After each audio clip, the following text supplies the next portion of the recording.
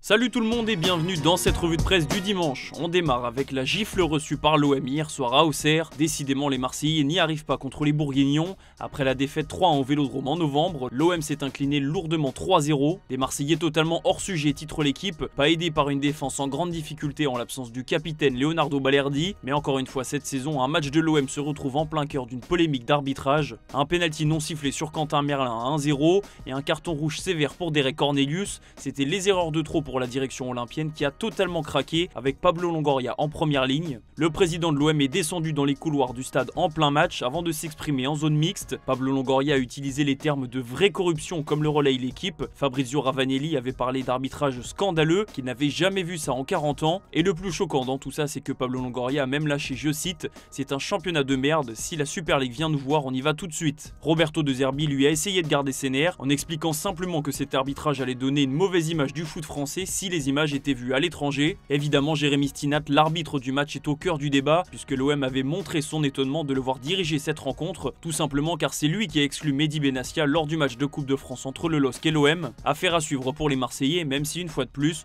une suspension est probable vu les propos tenus par Pablo Longoria. En attendant, la FFF n'a pas perdu de temps pour réagir. Ce dimanche, Philippe Diallo s'est exprimé via un communiqué. Le président de la Fédé a condamné les propos de Pablo Longoria et a apporté son soutien à l'arbitre du match. On revient au terrain, le LOSC a remporté le choc de la journée face à l'AS Monaco, un succès 2-1 très précieux qui permet aux Dogs de revenir sur le podium en attendant le match de l'OGC Nice. Ce soir, c'est le choc entre l'OL et le PSG, de la parole aux actes écrit l'équipe, parce que cette rencontre sera aussi importante sur le terrain qu'en dehors. L'OL a besoin d'un match référence face à un gros, mais tous les yeux seront aussi rivés en tribune vu la relation conflictuelle qu'entretiennent John Textor et Nasser Al-Khelaifi, encore plus vu l'actualité récente des droits TV. Côté parisien, Désiré Doué devrait une fois de plus démarrer, l'occasion pour le quotidien de faire le parallèle avec l'idole du crack français, un certain Neymar. Des similitudes forcément vu l'impact que Neymar a eu sur Désiré Doué, mais un style qui reste différent.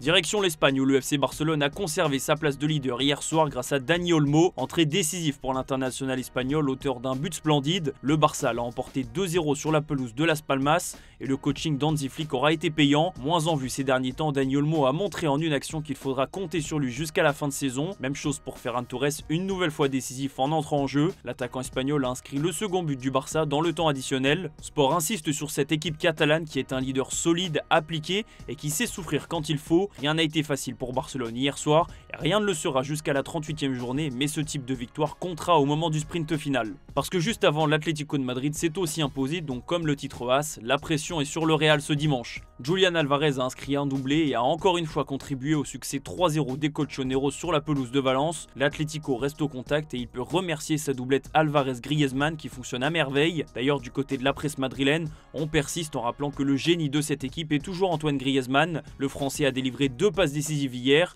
histoire de rappeler à tout le monde que son niveau n'avait pas bougé. Dans un papier très subjectif, As lui demande même de rester à l'issue de la saison. On le sait, Antoine Griezmann arrive au terme de son contrat en 2026 et il a toujours pour rêve de jouer en MLS, mais évidemment tous les Madrilènes, y compris les journalistes, ne diraient pas non à une prolongation. Cet après-midi, le Real Madrid doit donc absolument gagner face à Gérone pour rester dans la lutte pour le titre, un match qui pourrait permettre à Kylian Mbappé d'assumer ses énormes ambitions. L'international français est de retour à son meilleur niveau et il l'a montré de la meilleure des manières mercredi soir en Ligue des Champions face à Manchester City avec un triplé. Comme le rappelle Marca, Mbappé est le seul joueur du Real à avoir joué toutes les rencontres cette saison, soit les 41 matchs. Aujourd'hui, Carlo Ancelotti devrait un peu faire tourner, mais Mbappé sera évidemment titulaire et portera l'attaque madrilène avec un seul objectif en tête, encore marqué. On file en Angleterre où on a un choc énorme en fin d'après-midi. Manchester City reçoit Liverpool. Et avant ce match au sommet, Pep Guardiola a répondu aux déclarations de Jamie Carragher qui estime qu'Erling Haaland a eu peur d'affronter le Real Madrid. Des propos qui ont surpris le coach de City, presque étonné que Jamie Carragher ait pu dire ça. Pour Haaland, l'occasion est parfaite de faire mentir la légende des Reds en marquant cet après-midi. Guardiola n'a pas dit clairement que le Norvégien jouerait, mais il devrait bien être dans le groupe. Reste à savoir s'il sera aligné d'entrée. Plus globalement, ce match entre Manchester City et Liverpool est le début d'une nouvelle rivalité, explique le Daily Express. Après la longue bataille entre Guardiola et Klopp,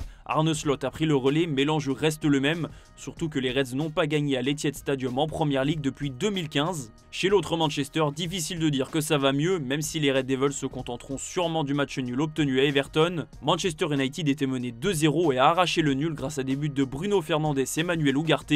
Déception aussi pour Arsenal qui a sûrement dit adieu au titre hier. Les Gunners ont été battus 1-0 à l'Emirates Stadium face à West Ham et Jarrod Bowen a encore été décisif. Enfin, Marco Asensio a réussi ses débuts en première ligue. Aston Villa a fait tomber Chelsea grâce aux 2 premiers buts de l'ancien parisien. À noter la passe décisive de Marcus Rashford.